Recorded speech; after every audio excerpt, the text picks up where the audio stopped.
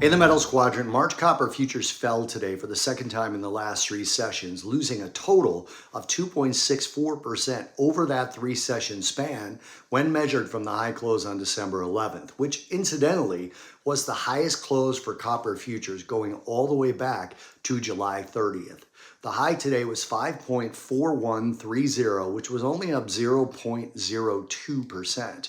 And the low today was 5.3175, which was down about 1.75%.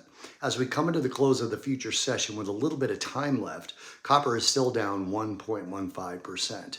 Softer industrial data could contribute to decreased copper demand, especially out of China. In China, industrial production growth slowed more than expected, and fixed asset spending and property investment data remained subdued. This morning's small and medium-sized business manufacturing PMIs showed the UK beating expectations and staying in expansion territory, but Germany and the Euro area both missed expectations and slipped further into contraction territory.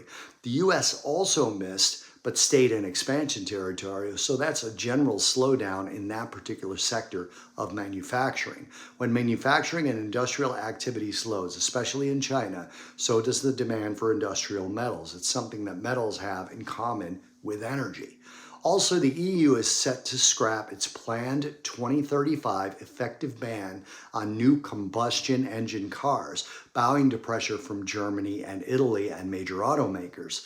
Instead, the Commission plans to replace the 100% zero emission requirement with a softer target, such as a 90% CO2 reduction, allowing some hybrids and some combustion cars running on low carbon fuels to continue after 2035.